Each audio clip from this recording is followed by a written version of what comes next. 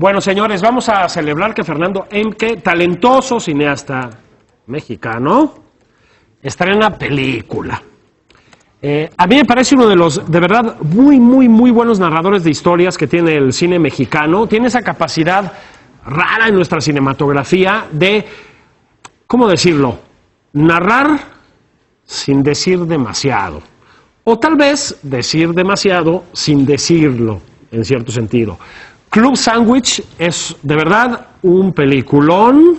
Yo creo que es de lo mejor que ha hecho nuestro cine en los bastantes últimos tiempos, y miren que se han hecho buenas cosas aquí. Tiene unas actuaciones extraordinarias, cosa que también es más o menos inusual. María René Prudencio, a la que le mandamos un abrazo, porque además nos cae muy bien y la queremos mucho, está sencillamente espectacular, pero además Emke sabe tratar con actores adolescentes, y tratar con adolescentes siempre es difícil, y si son actores, ya que les digo yo. En fin, que la película está verdaderamente muy bien. Y fíjense que Nicolás Alvarado platicó con Fernando Emke. ¿En qué contexto, querido amigo? En el contexto de TAC Ciudad de México, Fernando iba a dar ahí una conferencia magistral, iba a ser un ejercicio divertido, le decía yo que eisensteiniano, porque lo que iba a hacer era mostrarles un corto suyo que forma parte de la película Revolución, a los chavos que estaban en TAC, y presentarles dos cortes, el corte que forma parte de la película y un corte que cuenta otra historia a partir del mismo material. Pero además iba a presentar Club Sandwich. En efecto, Club Sandwich se entrenan, bueno, ya estamos entrenando nosotros también para verla, pero se estrena este jueves en salas de toda la Ciudad de México, de toda la República. Y es una película que tiene muchos vasos comunicantes con las otras películas de Fernando Emke, con Temporada de Patos, con Lake Tahoe. Es una película eminentemente nostálgica. Yo se lo decía a Fernando, lo van a ver en un momento más. Pues Fernando Emke es el director de la nostalgia, de la nostalgia por la ciudad, de la nostalgia por el país y de la nostalgia por la adolescencia, Julio. Sí, absolutamente. Yo creo que aquí hay un componente que no estaba, en todo caso, tan presente en las películas anteriores, que es la sexualidad. Sí, ahora, es una película sobre sexo, en donde nunca hay sexo. No, nunca hay sexo. Es decir, hay escenas, digamos, de una sutileza extrema y al mismo tiempo resultan terriblemente perturbadoras. ¿Sabes por qué?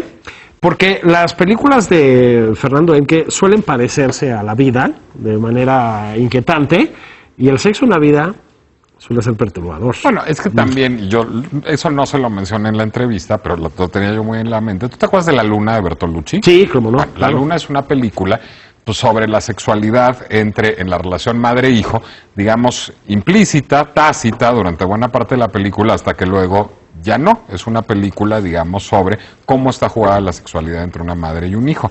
La Luna es una película que dista muchísimo de ser sutil. Sí. Club Sandwich es una película exactamente sobre lo mismo, que es de una sutileza, absolutamente, de una elegancia y de una pericia psicológica absoluta. A mí Bertolucci es un director que me encanta, pero La Luna es una película tremendista. Sí. Club Sandwich es la película menos tremendista del mundo, y es una película que comprende que sexualidad y genitalidad no son la misma cosa. Sí, por supuesto. A ver, es que Emke es justamente un cineasta que nunca es tremendista.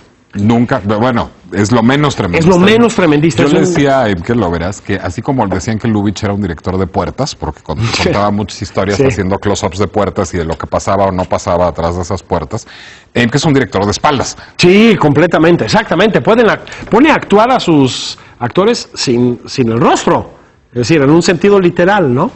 Entonces, eso también es muy raro en el contexto del cine mexicano. Entendamos que este es un cine en el que Arturo Ripstein fue, digamos, una figura protagónica durante muchísimo tiempo. Si hay algo tremendista en el cine, es Arturo Ripstein. Con enorme fortuna en algunos casos, como el de La Pureza. Pero no, digo, es un registro que se vale, absolutamente. Pero nos ha distinguido, bueno, desde Pepe el Toro, desde cuando tú quieras. Bueno, Fernando Emke es lo contrario. Lo entrevistaste. Y veamos la primera parte de esa entrevista. Yo soy un poquito menor que tú y además no me dedico al cine, me dedico a escribir y me dedico a hacer tele, pero yo aprendí a editar cine en una moviola en la universidad, tú también. ¿Qué cambia de armar una historia, de digamos jugar con la gramática y la sintaxis cinematográficas en una moviola y en el Final Cut? ¿Qué permite y qué quita el Final Cut con respecto a la moviola? La moviola lo que te ayuda es a pensar el corte.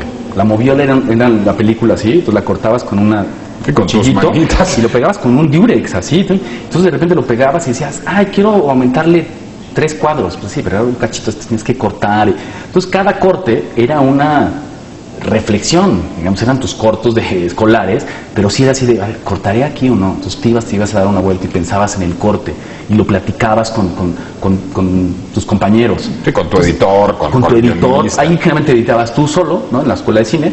Pero sí, estaba pensando en Scorsese, pues. Pero sí es un ejercicio, es un ejercicio que te obliga a pensar en el corte. Porque hay veces que pasa mucho en el Final Cut, y no es que esté en el Final Cut, y en contra del Final Cut, nosotros editamos en ese sistema. Ya no hay nadie que edite en Moviola. Sí, no, yo creo que no. Pero lo que pasa a veces con el sistema no lineal es que puedes empezar a hacer un corte y probar, y de repente empiezas a ir, y te empiezas a perder de lo importante. Yo creo que sí. Yo creo que sí. No es bueno tener todas tus opciones abiertas, no es mejor, digamos, es decir, porque finalmente puedes hacer más proyectos, entonces pues aquí hago un corte, aquí hago otro corte, aquí hago otro corte y los puedo comparar a los tres. Yo creo que te empiezas a perder mucho. Porque nuestro pensamiento también es no lineal, digamos. Sí. Tú storyboardeas, digamos, un poco a la Hitchcock. Intento, pero después no lo acabo terminando. Empiezo con todo el entusiasmo y me gusta mucho el proceso y pongo música, la música que siento que es de la película. Y empiezo a hacer trazos muy primitivos de bolita y ojitos y ejes de mirada y así, pero me acabo cansando, nunca los he acabado. Y luego das lugar a la ocurrencia en el set, ¿no? Sí. Vamos, lo que sí trabajamos mucho con el fotógrafo es el shooting, o sea, la puesta en cámara, y vamos a la locación y empezamos a decir, ok, esta escena va aquí, después de aquí cortamos acá, después cortamos aquí y así. Entonces vamos también con el asistente y él va marcando todo. Ya lo tenemos planeado y cuando llegamos a poner la escena, a veces decimos, nos hacen falta algunas escenas o lo podemos solucionar en una sola, entonces vamos quitando escenas y eso, pero sí hacemos un shooting, o sea, sí hay una planeación muy trabajada. Es una película filmada casi en un solo set. Ajá. ¿La filmaste en orden secuencial? No tanto, no creo que te convenga tanto filmar en orden cronológico. Pues creo que el actor también tiene que estar preparado para empezar por la parte que sea, quizás por el clímax. A lo mejor tiene que estar preparado y tú también tienes que estar preparado. La película se va contando vas pegando planos y el significado de la peli es lo que hablábamos, es de la yuxtaposición. Entonces de repente puedes empezar por la mitad. Creo que Kurosawa le encantaba empezar casi a la mitad o al final de sus películas, porque realmente no importa, o sea, los actores tienen que estar ya ahí. Creo que igual no estoy siendo tan honesto con esta respuesta, porque sí, en esta peli lo que pasó es que el final sí lo echamos al final. Al final. Y puedes ver en el pelo de María René esta cosa del mar, cómo se le fue haciendo más crespo, y la piel también cómo se le fue quemando. Creo que sí sí empezamos con... Pero digamos solo esa cronológico. Creo que sí, no me acuerdo tanto, pero creo que sí. Pero ya desde que había escuchado esto de Kurosawa, he estado reflexionando sobre eso. Es decir, realmente es tan importante tener un orden cronológico o no. Tú como director, es decir, podemos empezar por donde sea. A ver, hay una cosa, digamos, importante de esta primera parte de la entrevista. Yo quise empezar, digamos, conversando, porque además veníamos de una conversación sobre la que había hecho Fernando en TAG, sobre la factura de la película, sobre cómo la factura, a mi juicio, refleja esa propia nostalgia. Hablábamos mucho de cuestiones técnicas aquí, es decir, de cómo está filmada en 35, no hecha en digital, de cómo, digamos, Fernando no quiere perderse en el Final Cut y en las posibilidades de hacer distintas versiones de una misma escena, sino prefiere, digamos, ser más riguroso, partir de un storyboard, no filmar de más, es decir, es muy un cineasta a la antigüita. Totalmente. Es decir, le gusta mucho contar las historias con las herramientas tradicionales con las que se cuentan historias. Eso no significa que su narrativa sea una narrativa anticuada. No. Significa que su metodología es una metodología tradicional. Pero al mismo tiempo, digamos, una cosa que ya no quedó en el corte que les presentamos en la entrevista, es todo el trabajo del diseño de arte, que es verdaderamente evocador a partir de esa obsesión con la nostalgia. Bueno, es del señor Caballero, que tiene incluso oscarazos en su haber. Es decir, no está trabajando con gente poco competente, Fernando Emke, ¿no? Y es muy conmovedor lo que hace con este hotel de Puerto Escondido. Yo que soy un perverso, pero que además tengo, digamos, particular fascinación por los hoteles. Me puse a averiguar, porque no está el nombre del hotel en los créditos de la película, me puse a averiguar qué hotel era y lo encontré en internet. No puede ser. Sí. Es un hotel que tiene esa arquitectura, pero que no se ve así para nada. Es decir, es un hotel que tiene una remodelación que visiblemente está hecha en los años 80 y que es un hotel absolutamente banal. Lo que parece es un hotel que está también encapsulado en un momento del pasado. Es decir, le pasa lo mismo que a los personajes. Todo el diseño de arte a lo que nos remite es como si el tiempo se hubiera congelado en 1970 y nunca hubiera vuelto a pasar en el hotel. Y eso, aunado a la fotografía, digamos, con este trabajo de color de fotografía tradicional, lo hace poderosamente evocador y le da exactamente el tono visual que conviene a la película. Bueno, es que es una película de verdad hecha con quien había que hacerla. Eugenio Caballero es uno de los casos, Emke es otro, María René Prudencio es otro. Hablamos de los demás, nomás volvamos en la pausa, queridos amigos, sigan escribiendo. Oye, díganos, la pregunta a Twitter que no le hemos dicho es, ¿hay veces en que la vida no nos deja ordenar fuera del menú? Que de eso se trata básicamente Club Sándwich, digo yo. Y ahorita venimos.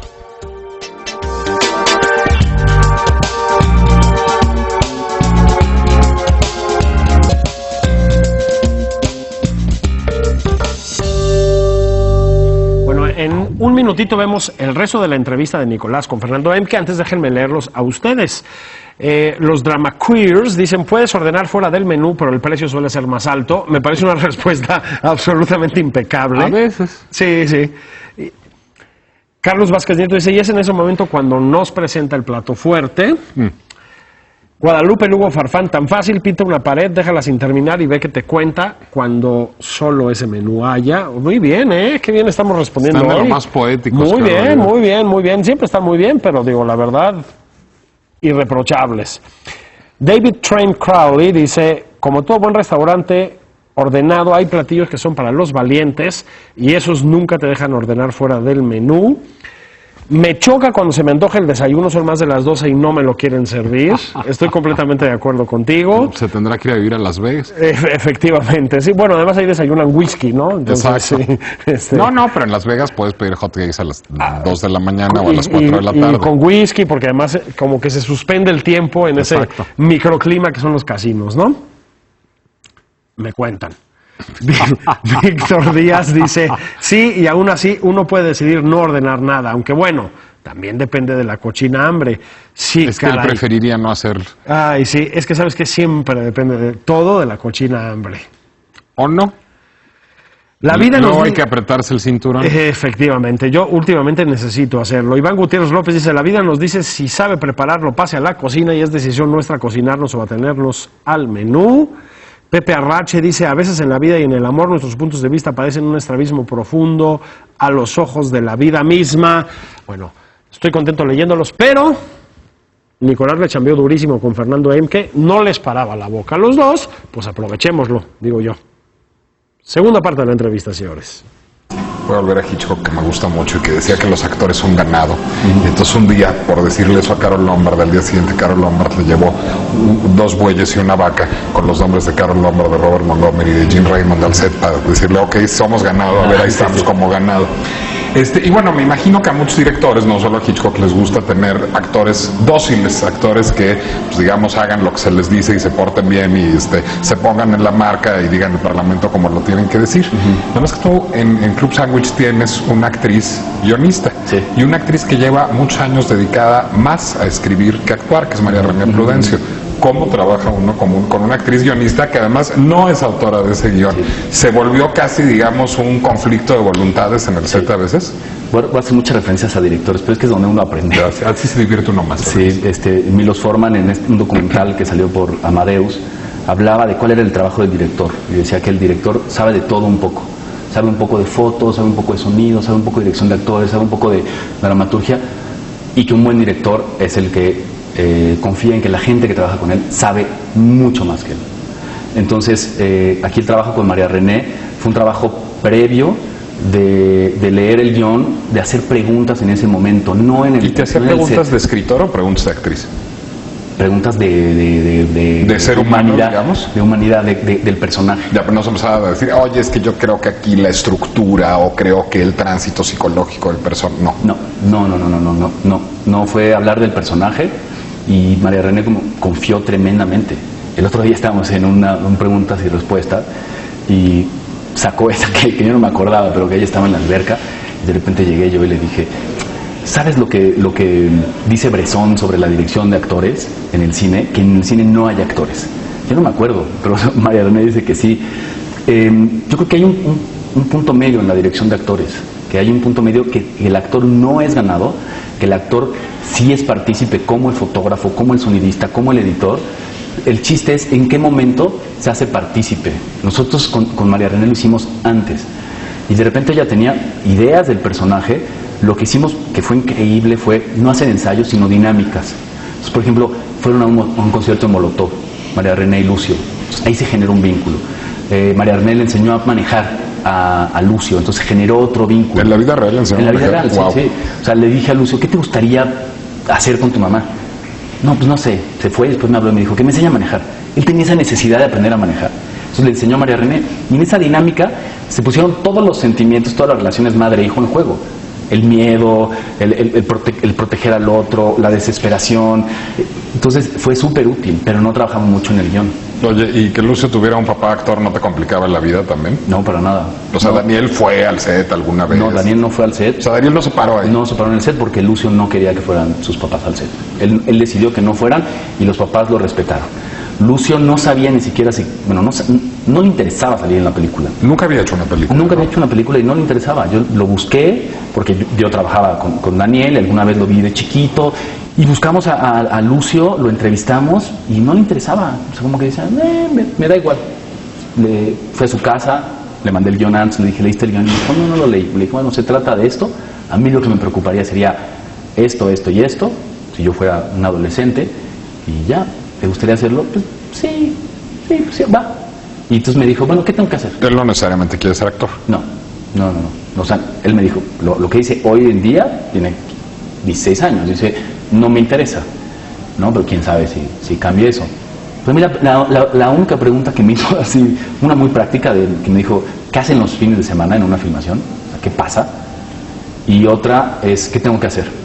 Y la respuesta fue, no tienes que hacer nada, solo divertirte. Yo me encargo. Porque para un actor es muy duro este peso de las luces, de la cámara, de la gente. Entonces a un chavo no le puedes dar esa responsabilidad y hacerle sentir que de él depende que la escena salga bien o mal. Danae Renaud sí es una actriz que tiene experiencia, es decir, es el primer gran papel que tiene, pero sí es una actriz que ha hecho muchas películas, ha hecho tele, ha hecho teatro, ha hecho cosas. ¿Cómo era, digamos, trabajar al mismo tiempo con alguien con cero experiencia como Lucio y con alguien con alguna experiencia como Danae y con alguien que ha hecho todo en esta vida como María René? ¿No era muy complicado, digamos, tonalmente? Pero es que siempre vas a encontrar con los actores, aunque sean actores ya con experiencia, tienen diferentes técnicas. No todos los actores tienen la misma escuela. Entonces, como director, creo que tienes que encontrar maneras muy, muy prácticas y muy puntuales para darle dirección a los actores. No te puedes meter en cuestiones, en mi caso, como cuestiones vivenciales, porque hay actores que no necesitan eso. Entonces, tú tienes que ser como muy práctico y como muy claro. Muy, muy, muy claro. Entonces, con Danae era muy claro.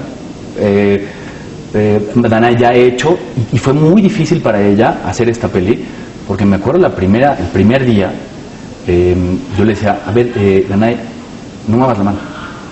Y Danae, por un instinto, movía la mano, porque todos al platicar tenemos un lenguaje corporal. O sea, no muevas la mano, no muevas la mano. ¿No? Y yo creo que ella sentía, decía, no estoy gustando, no estoy haciendo bien el trabajo. Le decía, no, Danae, no pasa nada. Lo que pasa es que en cámara, esa mano tiene una importancia. No, bueno, además, si Lubitsch era un director de puertas, tú eres un director de espaldas, Fernando. O sea, a ti te encantan verdaderamente esas tomas de personajes estáticos muy frecuentemente vistos de espaldas, hablando poquísimo, en donde hay una tensión entre espantosa y entrañable entre ellos. Ese es Fernando Emke. Sí, a mí me decía la mano te haber metido un ruido espantoso. Sí, pero y para ella era muy difícil entender eso. Y para un actor creo que es muy difícil. Entonces hay que irlo explicando poco a poco, ir generando esa confianza. Pero es muy difícil, o sea, que tú tengas, además vas quitando textos, vas quitando diálogos. Entonces de repente corre la escena y yo digo, no, ese diálogo hay que quitarlo. Y como actor dices, lo dije mal. ¿No? Si entran en un miedo, además porque hay un miedo tremendo con la cámara, con todo, tú dices, lo hice mal. No me das la mano, lo estoy haciendo mal.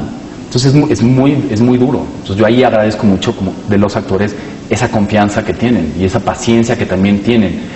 Y Para Danae también, pues creo que fue una experiencia muy enriquecedora, porque también venía de hacer actuación y de buscar mucho las respuestas en el rodaje.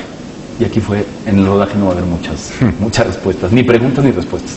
Entonces, como le decía, no me hagas esa pregunta de a dónde voy, de dónde vengo, cuál es mi motivación.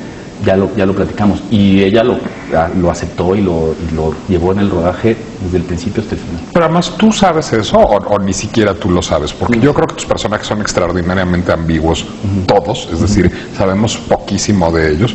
Y yo ni siquiera creo que tú sepas realmente cuál es la historia de cada uno de los personajes. Son preguntas abiertas, ¿no? Pero hay algo muy, muy, muy esencial donde sí lo sabemos. O sea, del personaje de... O sea, tú sabes de dónde viene Paloma, tú sabes por qué tronó con el papá de Héctor, tú sabes cuál es su situación sentimental actual. Me funciona así. Hago una biografía en términos del conflicto. No me interesa hacer una biografía general de miles de cuartillas. Este personaje de Paloma, su conflicto principal es dejar ir a su hijo, alguien que le ha acompañado durante toda la vida. Entonces, ¿cómo podemos potenciar ese conflicto? Bueno, ha dado todo por su hijo. Se ha negado relaciones por su hijo. Pero también eso quiere decir que el personaje tiene una gran soledad que cubrió a través de su hijo. Entonces todo eso empieza a construir un personaje que está desesperado, silenciosamente desesperado por enfrentarse al dolor de la soledad. Entonces a partir de ahí empezamos a construir, y si hablamos de las relaciones del personaje de Paloma, si platicamos, ¿tiene relaciones? ¿Ahorita tiene una vida sexual activa? No. Yo me imagino que no. No la tiene.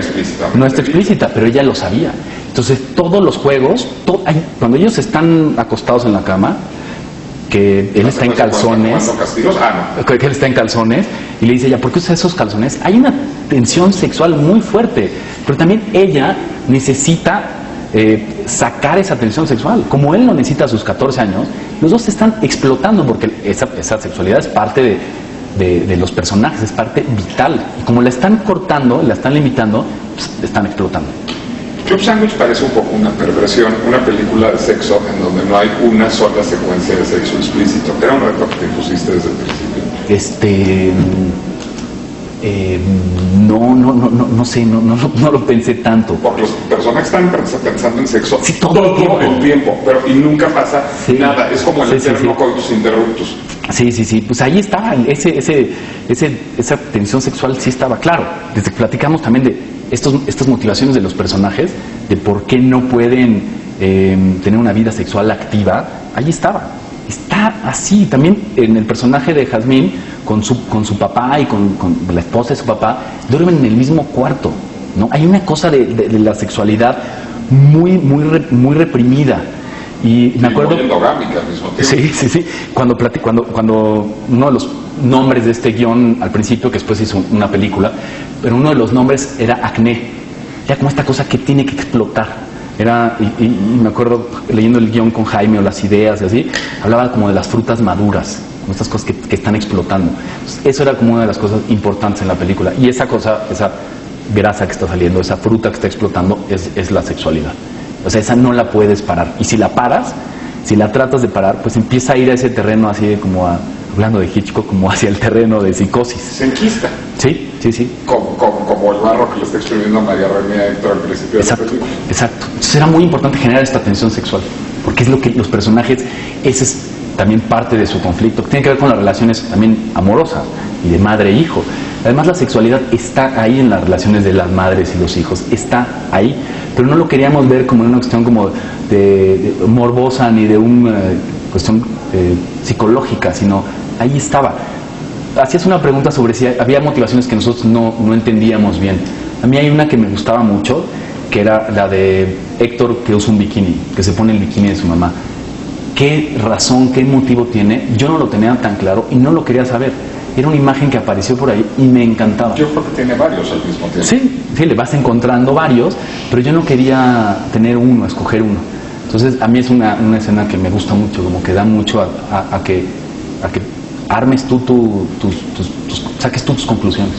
Bueno, te lo agradezco mucho y sí, gracias a ti también.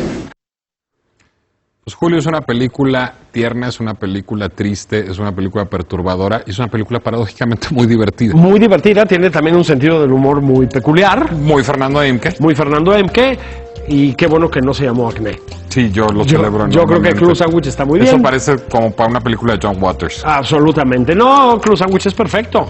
Tiene un componente de nostalgia. Absoluto. Y de apetencia también. Vayamos a echarnos un Club Sandwich. Ay, sí.